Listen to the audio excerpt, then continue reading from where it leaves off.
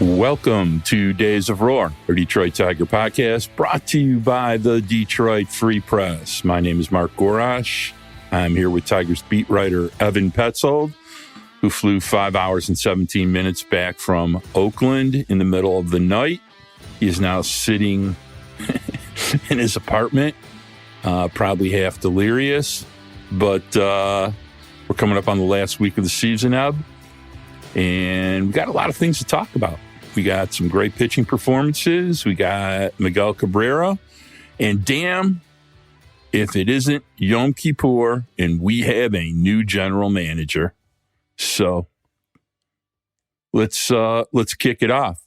We had a 3-4 week, which is pretty par for the course. We're 13-9 in September. How was 11 hours of flying on an airplane the last few days? Yeah, too much time spent on an airplane. I'll tell you that. It was interesting, though. You mentioned, the Tigers hiring a new general manager. That's Jeff Greenberg, who they picked up. He was the associate GM with the NHL Chicago Blackhawks. But that's really he's not a hockey guy. Like, if anyone's going to look at him and say, oh, this guy, the Tigers just picked up some hockey guy. What are they doing? This is a guy who was with the Chicago Cubs for 11 seasons. That's where he built his resume. And that's where he really grew as an executive in front offices. He did a lot of things with the Blackhawks in analytics, really revamped, their entire department. And they've seen a lot of strides there because of him in particular. But it's interesting you mentioned the GM and the planes and all those things, because those two things, they do kind of align for me. I was on the plane and I had my computer up. I had the Wi-Fi hooked up, so I was all ready to go. I knew something was going to happen at some point, but the question was going to be, okay, when exactly is this going to go down? And at that point, it kind of just becomes wait and see in the sense of, who's going to say something or, I guess kind of when are the Tigers going to announce something? And there we go. All of a sudden, boom, it hits Twitter and it was there. And I was in the middle of my flight. And I'm very, very thankful for the Detroit Free Press editors who were very helpful with me in that process, because I am writing on a plane and it's also while the plane is landing into Oakland. That's kind of when I'm finishing up my story. I'm putting some of the finishing touches on it. I'm adding some of those quotes from the press release. And there were a few typos throughout just because I was, again, the plane's shaking, it's hitting the ground. My fingers are going as quick as they can to try to get this story posted. And so shout out to the Free Press sports editors. Marlo Alter is great, and Kirkland Crawford, as always. But yeah, that kind of just jumped up as I was on a plane coming down to Oakland, and suddenly the Tigers have a general manager, and Scott Harris's biggest hire, since he took over as president of baseball operations a little bit over 12 months ago. I'm excited to see what Jeff Greenberg is going to do. I think that, pairing those two back together, I could see it going great. I could see it going terribly, but we'll see how it goes. I think they're two brilliant minds, and, you put enough brilliant minds into a room and you get the right people there, great things can happen. We know that that's true. That's question one of the big two, by the way. Yeah, it's question one of the big two for sure. I think, first of all, shout out to JP Morosi, who out of nowhere starts talking about the Tigers naming a general manager who's had about 0 scoops correct in the last decade. And sure enough, 3 days later, the Detroit Tigers have a general manager. So I'm really not surprised, though, that Scott Harris took this route. I mean, I had written about it, several times going back, because, this is exactly what Jed Hoyer did when he took over, with the Chicago Cubs. And I'm sure others have done it as well that Scott has been around. But it's like, take that year, wait and see, let's evaluate, see where we need to upgrade, and see what kind of talent we need to bring in here from a front office standpoint to really keep this thing moving in the right direction. And that's exactly what he did. He took his time, he took his year, just like Jed Hoyer took his year in Chicago, and then obviously found his game.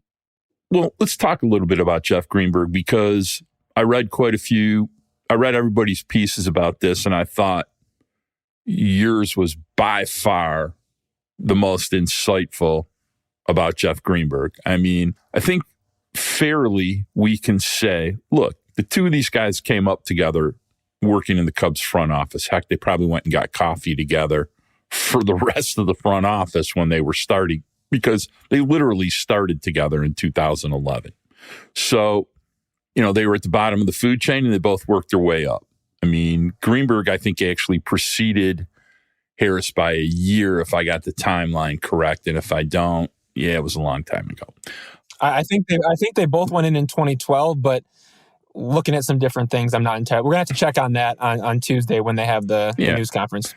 What we do know is they are both very, very data oriented. I mean, we know that Scott is, but I think that what we need to say about Greenberg is so talented about building data analytics systems and analysis that the Chicago Blackhawks hired him to build an entire analytics system for them because he was so talented at it. And I'm sure the Tigers actually have a decent system, but I am sure that he will bring tons of improvements and nuance to what they already have.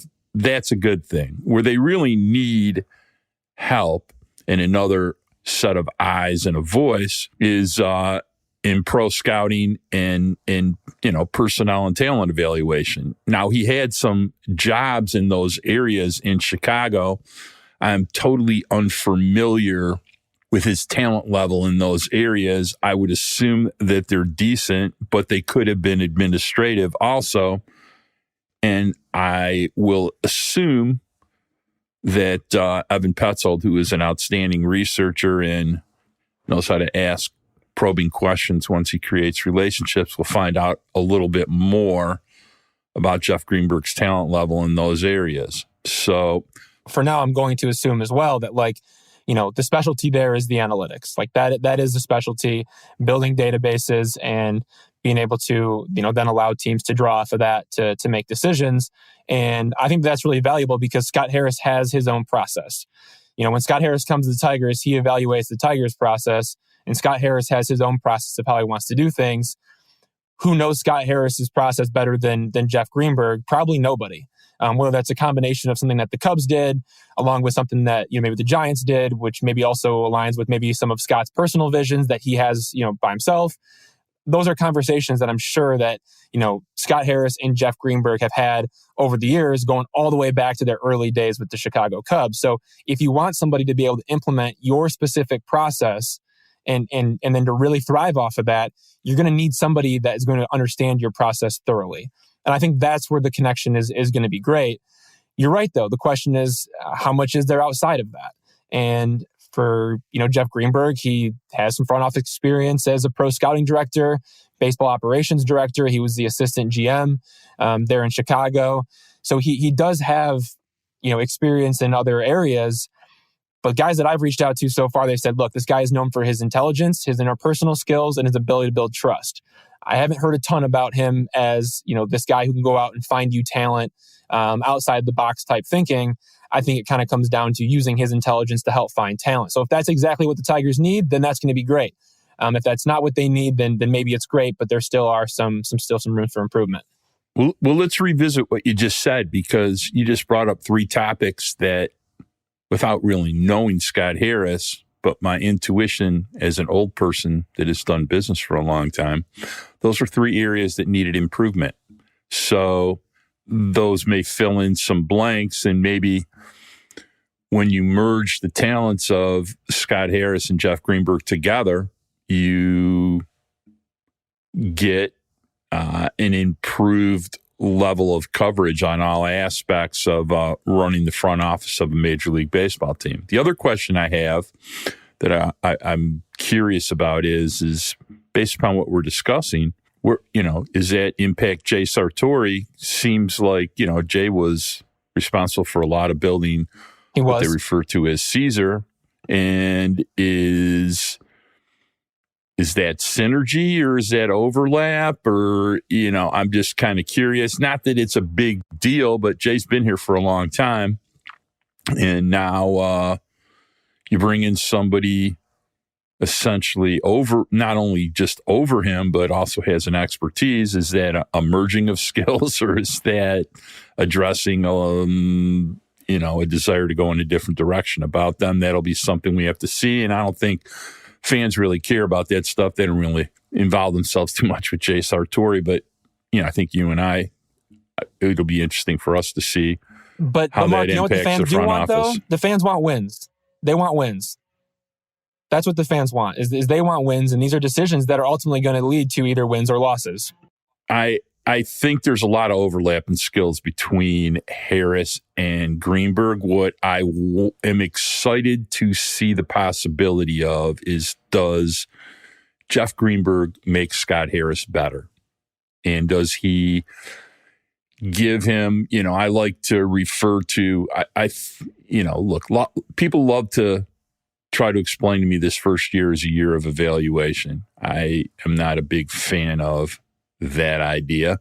I think what we've seen is a lot of discussion on what somebody hoped to build as a style in the front office. And what I've seen is pretty much an abject lack of willingness to be bold, or I don't want to use courage. That's not fair yet, but it's something I will come back to next March if I see the same style being employed in the next 6 months that I've seen in the first year. So I'm hoping that the collaboration between these two guys allows them to be a little bit more aggressive in what they are building here as a baseball team. Well, how about the other guy in this trio, AJ Hinch, and what he's built?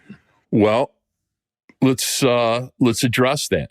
Question 2 of the big 2, straight from the pen of Evan Petzold. What is the culture of the 2023 Tigers, and the tone of AJ Hinch's elimination speech, and how AJ Hinch impacts this entire thing, which I think is a huge question. And I think in the famous words of Reggie Jackson, he is the straw that stirs the drink. There's no player for sure, but AJ Hinch sets the tone, creates the culture, implements the culture, and, is the face of the Detroit Tigers until somebody takes that responsibility away from him on the playing side. Your thoughts? Yeah, a few things on this. I really do like what AJ Hinch has built over the last 3 years. And there were times, throughout these 3 seasons where his mantra of win today's game, part of me sometimes thought it was bullshit. Other times I've been all about it. And as I reflect back on it from where we're at right now, I believe in it. And I think that the players have bought into it. And I also think that Scott Harris deserves a little bit of a hat tip here too, because, he puts the players in the room for AJ Hinch to work with. And in some ways you can say, hey, look, the players aren't talented enough. This manager can only do so much with what he has.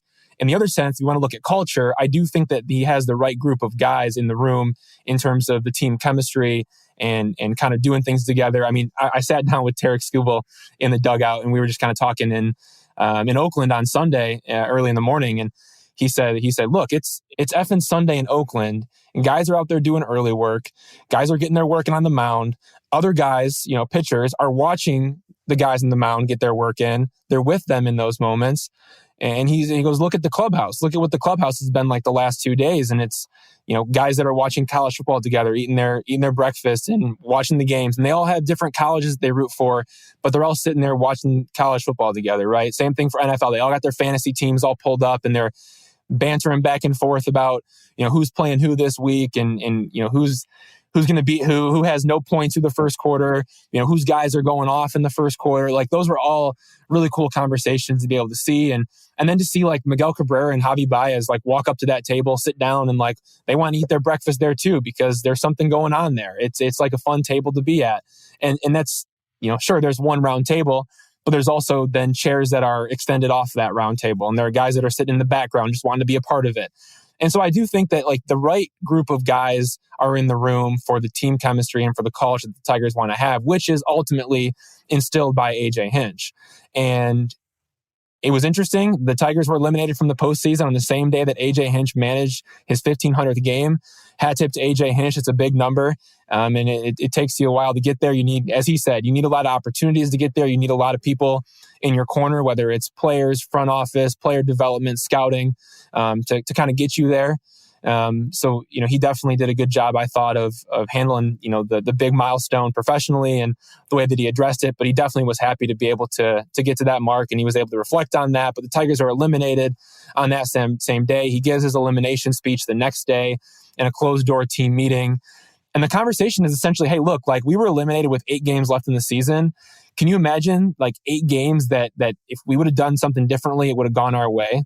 We could have been in the mix right now. We could have been in the hunt, coming into the final, 6 games of the season, 8 games of the season, whatever it was. And like, I thought that resonated very well with a lot of the players. They took that to heart and they said, yeah, like we are pretty close. And, then I asked AJ, I said, so, you've given the same speech 3 years in a row, because he's been with the Tigers for 3 years and they haven't made the playoffs in quite some time. He goes, no, it's not the same speech. We're in a completely different place now than where we were.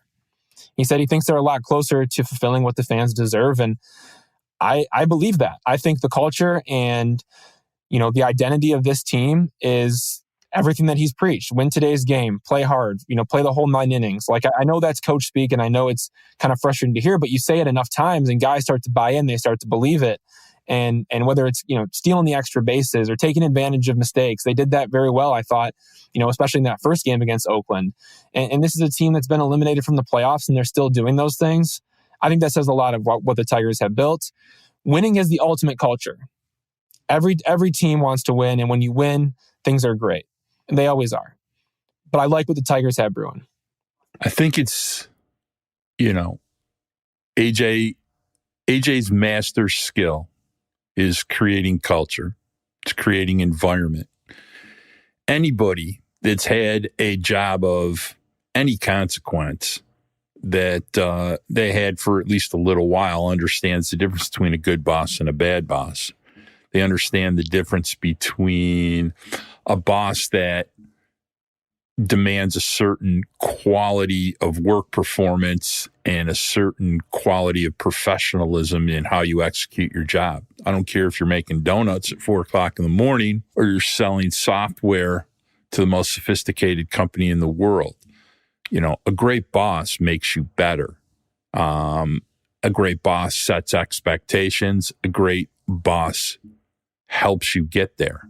And you just can't beat people over the head. You have to show them and help them based both upon their environment and their own interpersonal and personal skills of how to execute the job. And you have a lot of kids that are learning how to execute the job here. You have a few veterans sprinkled in that can show them the way and keep them calm when things are going wrong. But the one thing that you brought up that is very evident about the 2023 Detroit Tigers, they show up and play hard every day.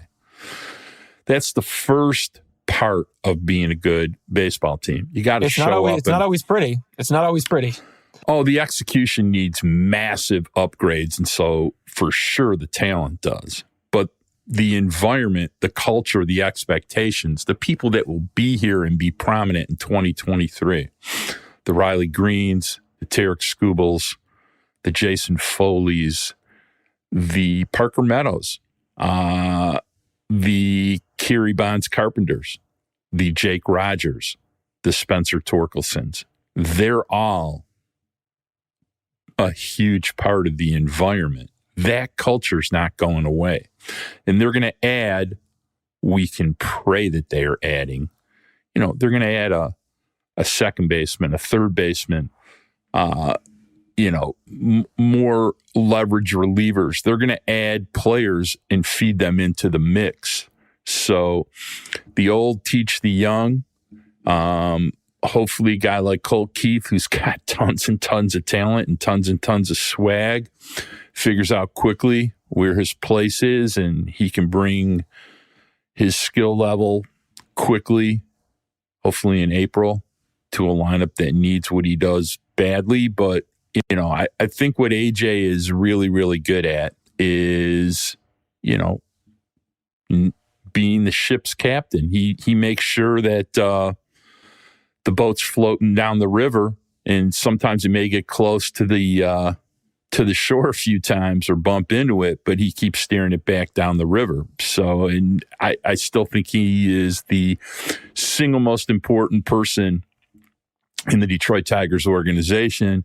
I will love it when 2 or 3 players surpass him in importance, but he's a huge part of what they're doing here, and he's set the expectations. Now he just needs a front office to keep giving him talent and to be bold enough to give him that talent. You can't wait forever to promote players or trade for players, and you can't be afraid to make asset trades or make trades. You just can't.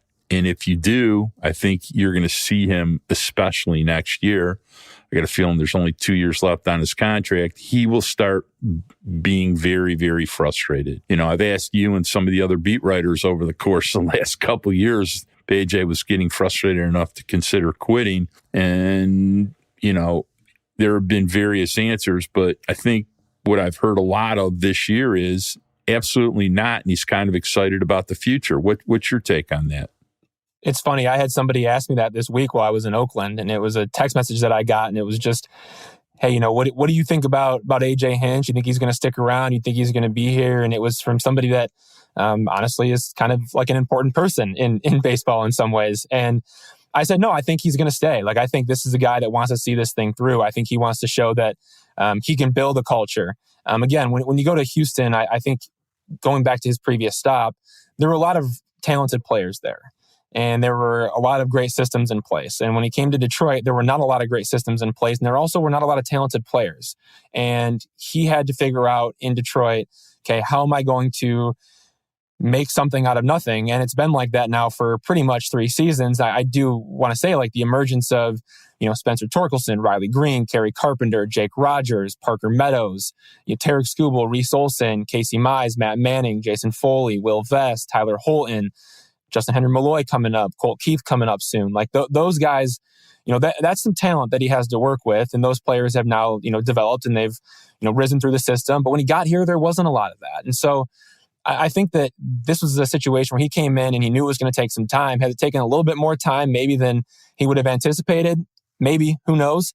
But I do think that he wanted to see this thing through, from the very beginning, and he still feels that way. He had told the team during the meeting, I had never been more encouraged to be a Tiger. So I think he's ready to see what Scott Harris really has, and Scott Harris is going to have to bring it for him.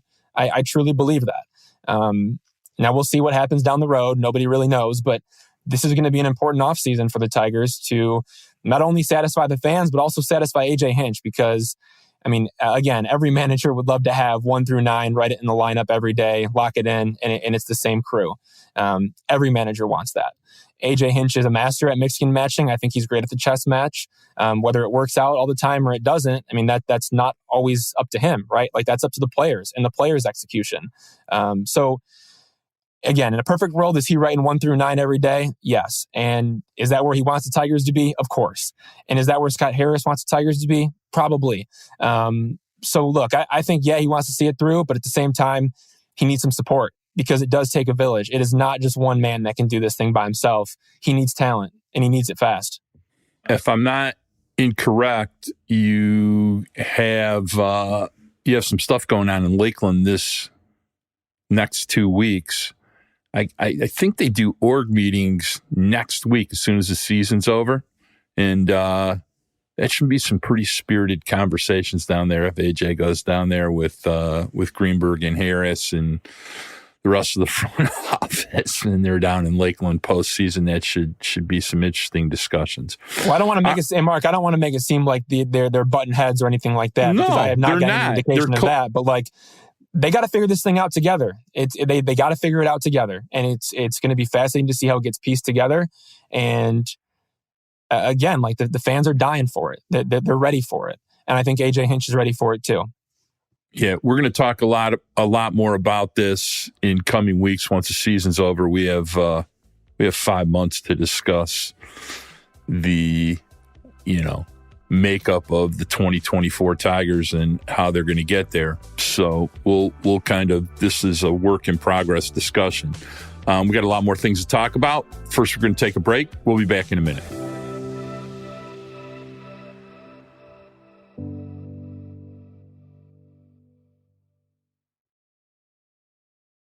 Lots of other interesting things happened in the last week. One of them being that a Petzold and Gorash personal favorite, one Riley Greene, got another operation. He had a nice, fast TJ on his right elbow. Never a good thing when you get a TJ. But since it's his right elbow, pretty encouraging report. Looks like he should be able to start the season at worst as a DH. And if we use Bryce Harper as a good kind of case study, decent chance that Riley can probably play the outfield, maybe middle of May, something along those lines. Wouldn't be shocked. I think more, it's his non-throwing elbow. So they'll be careful with him. They have outfielders.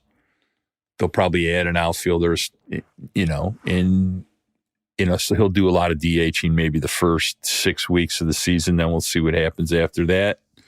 What did you learn about that stuff? Yeah, so Riley Greene ended up going through, 3 different medical examinations. The Tigers gave him kind of the first opinion, and then it was Dr. Keith Meister in Dallas, and then Dr. Neil Elatrash in Los Angeles. Once Elatrash said, yep, this is what's going on, you need Tommy John, he went back to Keith Meister, and Dr. Meister did the TJ surgery on Wednesday, so about 5 days ago in Dallas, and he'll be with the team the rest of the year in Detroit now that the Tigers are back home, and we'll finish out the year, with the Tigers and Miguel Cabrera for the farewell tour as that concludes. But yeah, the expectation is this guy's going to be ready to go by 2024 opening day. In terms of when he's going to play the outfield, not entirely sure, but the fact that it was his non-throwing elbow is a really big deal. So it sucks for him, a lot of injuries, but at the same time, it's good that, it's non-throwing elbow, and it sounds like he's going to be able to be back by 2024 opening day. So he's not going to miss a significant amount of time when it comes to games played. It is going to be a long off season of rehab. It's going to be a very long off season of rehab, but he's going to be back, and I think that's what matters most. Yeah, hopefully his legs heal up. Need to start trying to figure out how to keep him healthy. Let's be really blunt about it. Right now, Riley Greene is a straw that stirs the drink, baby. So until somebody is better than Riley Greene, and it's not impossible that, other players bring similar caliber productivity that Riley can, but until someone does, he's the man. And we need to keep him on the field, and that's been a real problem. So yeah, it was right foot fracture in April 2022, left fibula stress reaction in May 2023, and then obviously now the right elbow sprain in September 2023. So that's 3 injuries in the past 2 seasons. He had 2 surgeries, obviously the foot and then the elbow. Both of those required surgeries. So he needs to stay on the field. Again, this is a guy who, for most part of the season, was hitting 300 in the best league in the world, and the power was starting to come on. We saw the pull side impact that he was able to have when he started to get to the pitches out front, and was driving them out to right field. Those were huge. And does he stir the drink? I think so. I think he's at the centerpiece he's at the center of everything the Tigers are doing with this rebuild. Say what you want about Torkelson, say what you want about Carpenter. AJ Hinch, from a managerial standpoint, sure, he stirs the drink of the entire room, but from a pure production standpoint on the field, that's Riley Greene, baby, all day long. And they need him all day. No doubt about it. I think it'll help. We'll be in left field. Excited about that. And, I think that'll take some stress off of his feet a little bit. Definitely a lot less running. It'll make his arm play up. But, yeah, Riley just needs to stay healthy, period, end of story. And we don't need to belabor this much more than that. Just needs to stay healthy. Let's talk about something fun. How about Tarik MF shoving Skubal? Tarik Skubal doing a Sandy Koufax, Randy Johnson impression for the last 6 weeks. Basically unhittable. He just toyed with Oakland. That was not premium Tarik Skubal stuff, but it was premium Tarik Skubal, I'm not allowing you to hit the ball stuff. Just kind of ridiculous. I think he leads all major league pitchers in WAR, since July 1st. And just the total shutdown Cy Young caliber candidate if he can stay healthy and keep throwing back to back starts where nobody's doing anything with him. It's they just do nothing with him. It's pretty amazing to watch. Yeah, it's incredible. And I think the best thing to know about Tarik Skubal, when you talk about, Cy Young stuff, can he stay healthy, all those things, when he went and he had his initial surgery, right? Like, it was exploratory in nature. They weren't sure if he was going to need, Tommy John and flexor tendon, or if he was going to need Tommy John again, or if he was going to need, just flexor tendon. Turns out Doc goes in there and it's just flexor tendon. They checked on the UCL as well, just because he wanted to know, hey, look, like it's been some time since I've had, Tommy John. He had it back in college as a sophomore at Seattle University. And when they went in there and they did the surgery on the flexor tendon, they also checked on his UCL, and the UCL was perfectly intact. It looked beautiful from everything that they had said. So when you talk about longevity, when you talk about what this guy can be for the Tigers, I think there's a lot of hope that this guy can be a horse for a really long time. When you consider the fact that now, the flexor tendon's taken care of, the UCL is still in great shape. There are no signs of true wear and tear on that tendon, which is great. So I like everything that I'm seeing out of him. And then the stuff obviously is just nasty. And he has learned how to sequence. He has learned how to throw strikes. He has learned when he doesn't need to throw strikes and when he needs to go outside of the zone for chase. The changeup has been absolutely wicked. And the slider has been just as good. The fastball velo is up. There are so many things to like about what he's doing. And I also think it's important too. There were some innings earlier this year. He came back from the surgery, went through the rehab process. He, made his rehab starts, came back to the Tigers, and there were some games where there were just, 1 or 2 innings that just snowballed on him, and he couldn't get control of it. He was just leaking over the plate nonstop, and guys were hitting him for damage. It was hard hit balls all over the place, and it wasn't really a ton of walks. It was just, hey, he was just getting hit around because he was leaving stuff over the middle of the plate and getting the hard outs now, staying in the fight, and being able to battle, and that's been huge for him. We've seen it all come together here in the last, 5, 6, 7 starts. Yeah, he struggled sometimes with command, but not command throwing strikes, command leaving the ball in the middle of the damn plate. And not a lot of that in the last month, that's for sure. The other thing about Tarik that, there's a few other things that you just got to love, which is he has such variety to each start. I mean, it's not just walking out there, pumping 98, 99, and dominating you. He does that, but then there's other days like the other day in Oakland where he just danced around the edges, was more 94, 95, kept mixing the changeup in, and just toyed with them. And, it's funny to watch the swings that he gets because it's coming out of the same tunnel. They can't really figure out where he's pitching them and how he's sequencing them. And that was like, a fast trip to the supermarket for him the other night against Oakland. It was almost unfair, which, and you think about it, the start previous to that was just pure power, just absolutely overpowered him. And, so the variety in which he dominates is a beautiful thing to watch. And I would say he'll be on a lot of Cy Young lists when the season starts, which really with pitchers doesn't mean a whole hell of a lot because usually the guys that start the year rarely end up on the list at the end of the year. We just wish Riley a full season of good health next year. No doubt who the number one is going into the season. Hope his buddy Casey Mize is healthy to help him. We'll see who, whether it's Erod, and they work out some type of contract agreement or somebody similar to that. But, there'll be another quality starter at the 2-3, whether they buy one or whether they re-sign one. I'll be shocked if they do nothing. But, yeah, Tarik Skubal, the man, and just, very Justin Verlander-ish, 2011 quality second half, to say the least. Yeah, I think the biggest thing to note with him, too, is you go back to the 2021 season, Mark, he gave up 35 home runs that year in 31 games, 29 starts back in 2021. And that's a product of being a thrower at that point. He was trying to beat guys with fastballs, and that was kind of his MO. He's a pitcher now. I mean, this guy knows how to sequence. This guy knows how to mix and match. I mean, his stuff is so good. He trusts his catcher. He doesn't really shake Jake Rogers very much at all. And so I think that's kind of the biggest thing to note is like you're looking at a guy who went from giving up 35 homers in 2021 to now who is just absolutely dominating guys. He's given up 4 homers, so far this season in 14 starts. Like the stuff is so good. The command is good.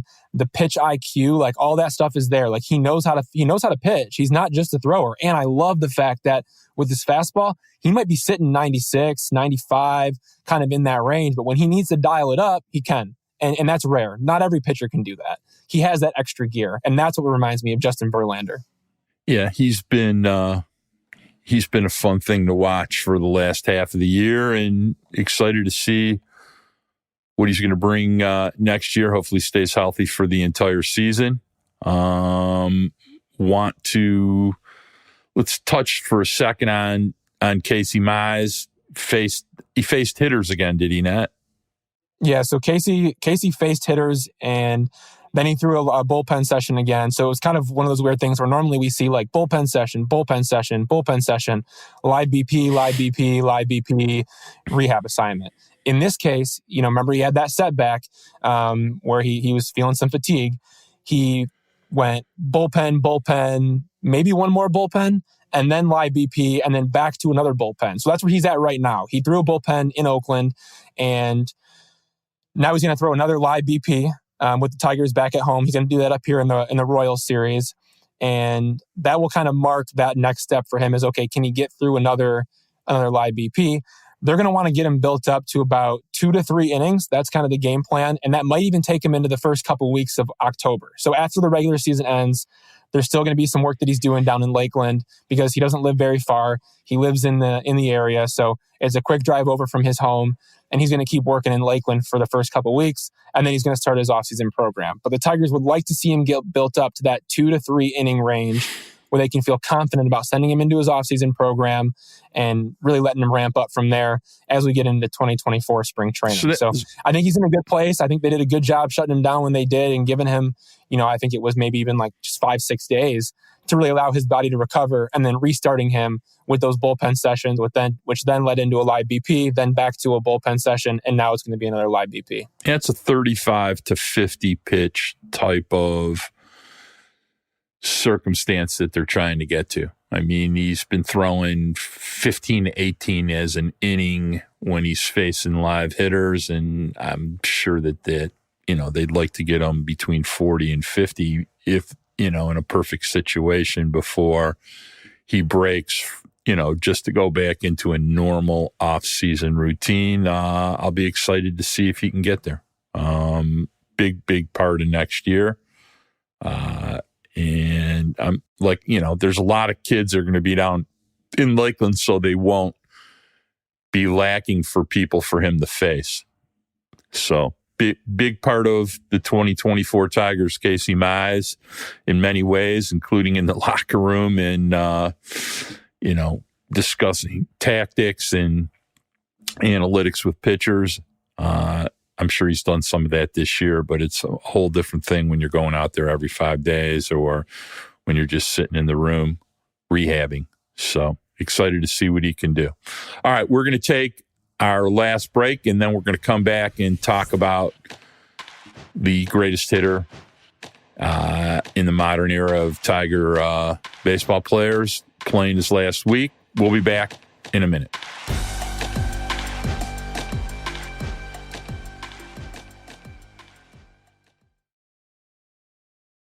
Okay, we've been building to this for an entire baseball season, but we have 1 week left of Miguel Cabrera. And we're going to spend some time talking about Miguel Cabrera because I've been watching Tiger baseball and understanding what's going on for 60 years. I loved Al Kaline. I saw a huge part of his career. I've seen some great Tiger baseball players, but there's never been anyone that hit the baseball like Miguel Cabrera. And that's, not diminishing in any way, shape, or form what the great number 6 did. But Miguel Cabrera, greatest hitter I've ever seen. Most consistent, most difficult to pitch to, most relentless, most powerful, most everything. So it's this last week He fouled the ball off his shin in Oakland, and wow, that was a little scary. If you've ever been in the cage or ever taken swings and fouled one off your foot or leg, it is not fun.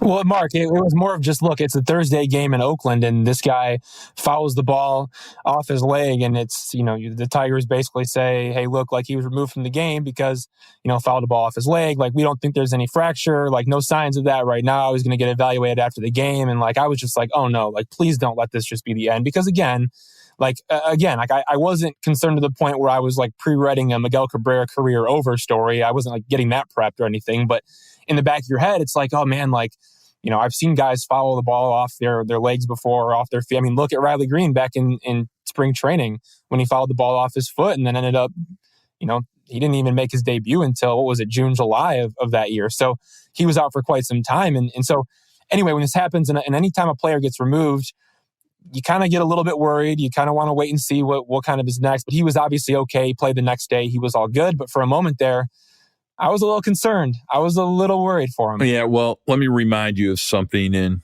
you were probably a sophomore in college when this happened. But he once fouled the ball off his ankle, cracked it, kept playing. So Miguel is he wants to play. He's a special kind of stubborn when it comes to these things. And it would have taken a lot for him to miss this last week. But let's get to the fun part of Miggy. I mean, let's talk about what kind of year it's been. And you have to admit, especially since the 29th of May, Miguel Cabrera is, damn close to 300. Still getting big hits. Still probably their best hitter with runners on at 40 years old. And let's not candy coat this in any way. A literal shell of his former self, but the brain still works great.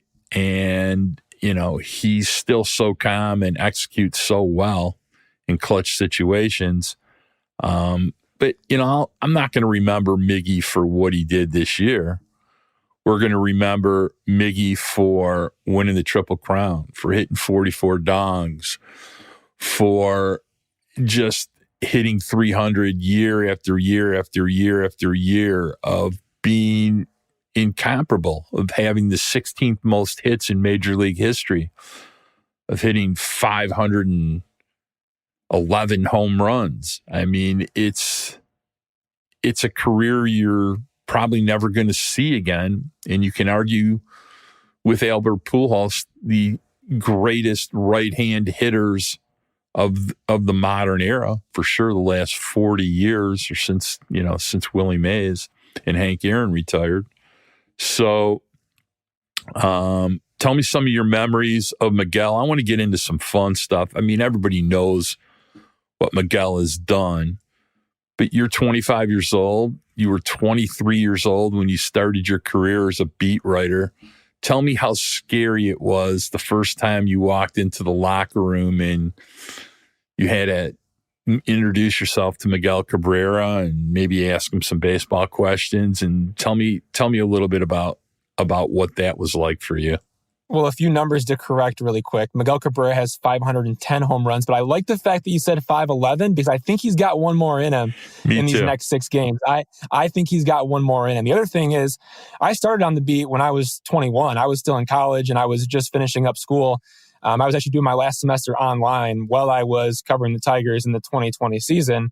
I'm 24 now. I'm going to be 25 coming up here in a few weeks. And it's interesting because I never really got that first time you met him moment, because I met him on Zoom because of the fact that everything was on Zoom. I mean, it was COVID at that point, right? So 2020, I'm on the beat and it's the shortened season. And so you meet him that way, through the screen, but it's not the same. I mean, they had a Zoom room and he didn't know who I was, right? And he knew some of the other beat writers for sure, but it was I was just the new guy and he had no idea who I was. And, you try to ask questions, but there really is no relationship there in terms of, he hadn't seen me in person before. He doesn't know what I look like when I'm standing in the clubhouse. And it was weird because of how long that went on for, right? Because of how long COVID was. I mean, clubhouses didn't open back up until 2020. Even in 2020, you had to wear the mask. Now you don't anymore. And it's kind of back to 100%, normal and what it used to be. But I always looked back on that as being the weirdest part of being on the beat for me was being doing everything over Zoom. It felt super transactional. And I think that was kind of hard to come out of. And I've gotten better at that since, but it just felt super so, okay, type in the chat that you have a question, then you ask one question, they answer it, then it's okay, who's next on the list that, has put in the chat that they have a question. And so it really wasn't there was no opportunity to really just shoot the shit with Miguel Cabrera, right? And so now, since being back in the clubhouse, I mean, I got a lot of really good memories, some of which I can't share. Hopefully that's understandable. But I do think it's, I mean, there are quite a few stories that I have that I'll never forget that I just can't share. At least not now, but maybe much, much later in my life. Call me when I'm 80 and I'll probably tell you the stories. But no, some really good ones. But I do think it's just seeing him day to day. I think that's the cool thing. It's whether he calls me Flaco, which means skinny in Spanish. I mean, it's jokes like that he kind of pulls. And sometimes if I'm interviewing a player that's next to his locker, he might just tug on my pant leg a little bit as a joke, right? And I'll turn around and he'll kind of smile at me or whatever. And it's stupid stuff like that, but it's cool because that's one of the greatest baseball players of all time. And he's just being funny and having a good time. It's also watching him interact with his teammates. It's watching him get excited when, he's going and getting food in the clubhouse and there's his favorite kind of food is in there and he gets really excited about it. And he tells everybody, oh, they got my favorite food. It's just small things like that you just step back and you say, yeah, this is a normal person. But at the same time, this is not a normal person. This is one of the greatest baseball players of all time, and I am in his presence right now. So it's those kind of things that I will never forget. It's a lot of the small things. It's looking at him when he smiles.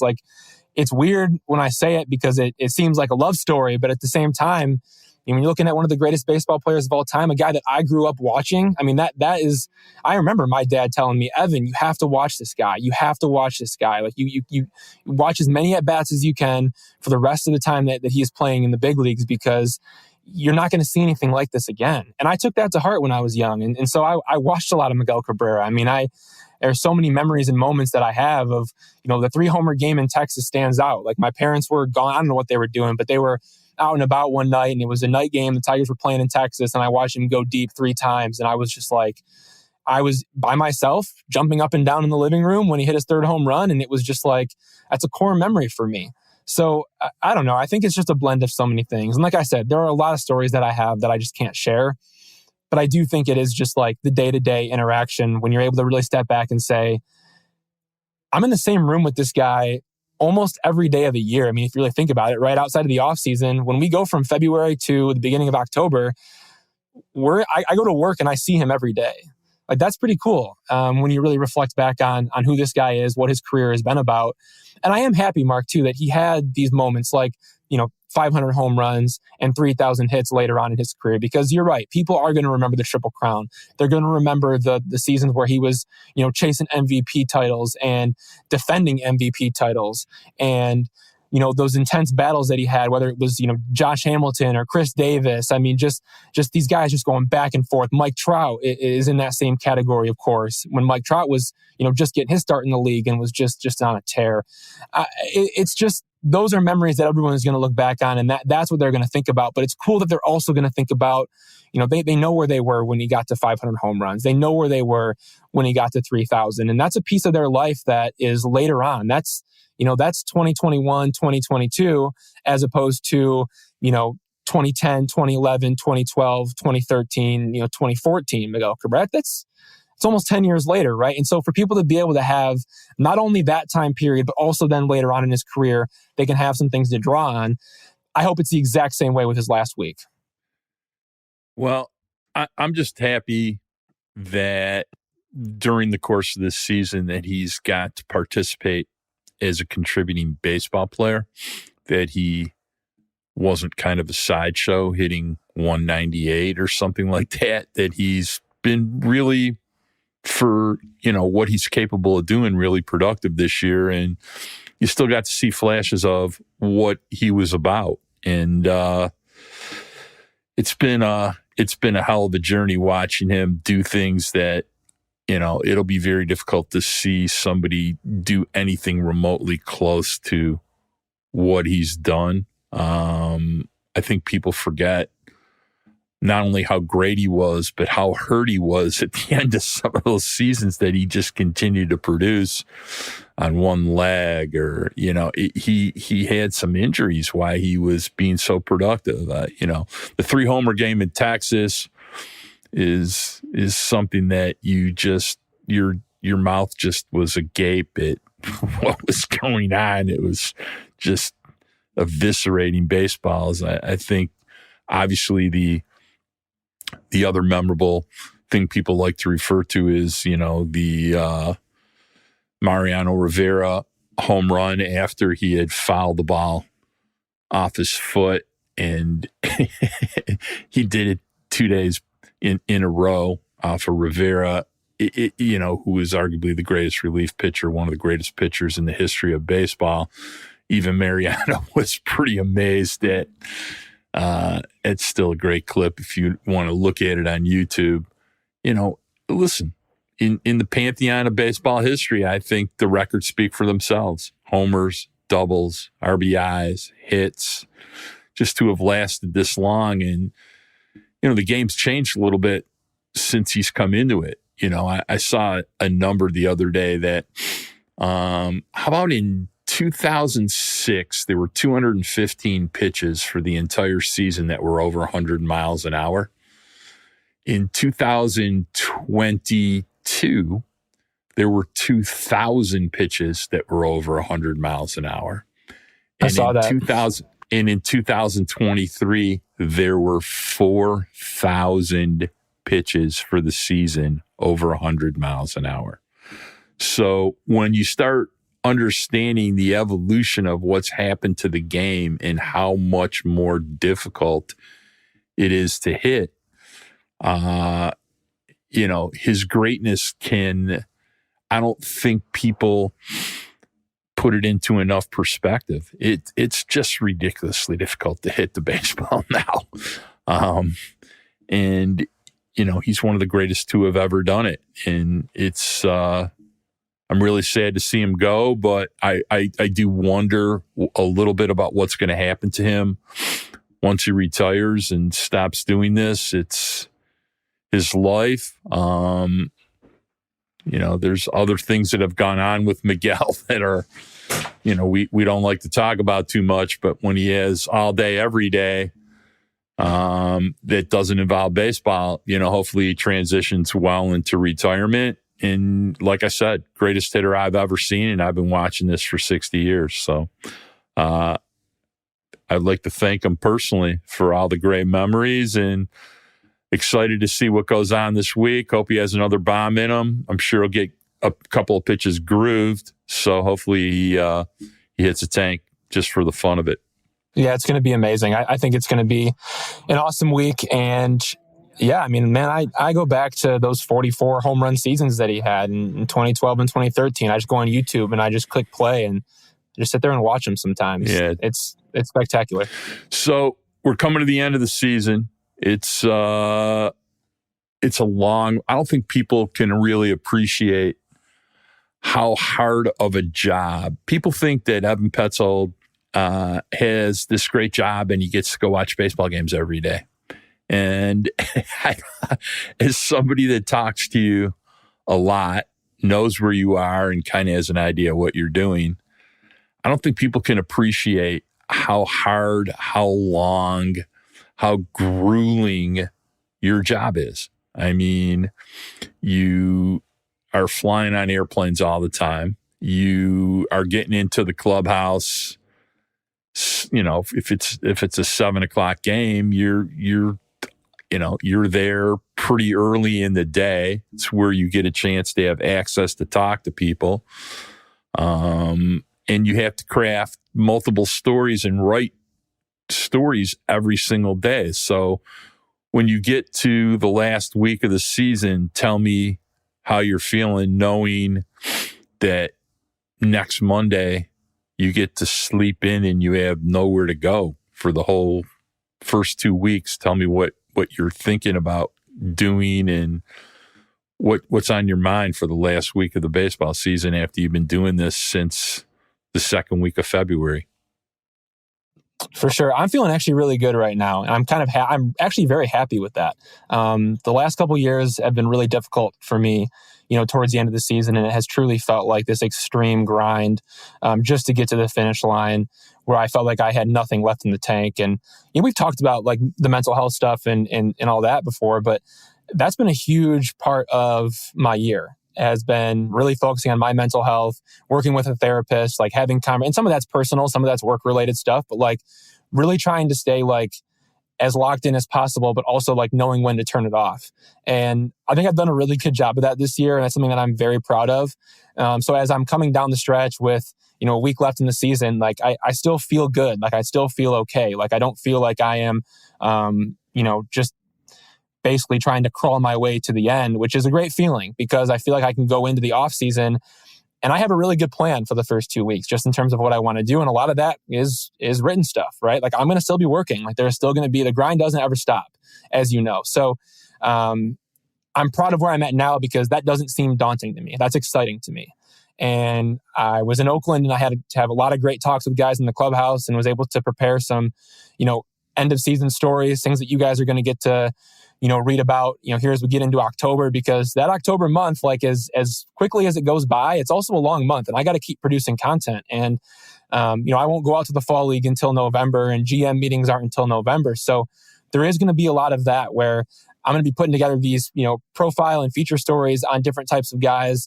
I've had a lot of great phone conversations with people, also some really good talks in the clubhouse. And like, those are things that I am so pumped about doing right now, which was not the case last year. It felt like a chore last year. And now I'm excited about it. So I think I've done a good job of handling the whole mental health piece and getting through the season in a way that, takes care of me first and foremost. And then also obviously takes care of readers and, gives them insight into what they want to know. But outside of work, because I know that's what you want to hear about, I am looking forward to going out and golfing in the mornings, watching football in the afternoons, writing in the evenings. Maybe it's, writing in the morning, then, golfing in the afternoon, then football in the evenings. I love watching football. I'm a huge fantasy football guy and love the NFL. I also really like college football too. So I'm a big Michigan fan because my, now wife, Savannah, got her master's degree from U of M. So I kind of have been born into that a little bit. I have a reason to celebrate. We got tickets to Michigan, Ohio State. That's later on in November, obviously. So we're pumped about that. Going to go up north and just kind of get away. Like I got internet up there so I can, go up there and get some work done. But at the same time, it is a good place to go up to. And my grandparents got a place up in Houghton Lake. So Savannah and I will go up there for a long weekend and just kind of be and like enjoy the peace of all that. But the work doesn't stop. And I feel really good about where I'm at right now going into it. But it's going to be a lot of golf, a lot of football, some reading. I've gotten behind on some books that I've been working on, getting through. So and some honeymoon. Yeah, a lot of that kind of stuff. Yeah, well, we'll get to that. We'll get to that in May, hopefully. We hope to go to Greece in May, but we'll see how that all plays out. We also are trying to buy a house at some point too. So all that has to align in time. But it's going to be good getting to the off season, not having to go to the ballpark every day, getting to be home. But I'm really pumped up about the stories that I have coming out, as we get to kick off the off season. I think people are going to be really interested to hear about it. I mean, again, I kind of teased it with the long sit down that I had with Skubal in the dugout on Sunday. We talked for a while about kind of where he's at, where he's come from, the Tommy John that he went through, the flexor tendon, and just, gave me a ton of great insights into his process, where he's at now and where he's going. Reese Olson, we dug into, every pitch that he throws, how he learned it, how it's evolved over time and kind of where it's at now. How does he grip the pitch, right? How does he use the pitch, right? Like, and how has that evolved too, the usage of each of these pitches that he has? Because as we know, his stuff is super nasty. So it's a lot of that kind of stuff that I'm going to be really digging deep into.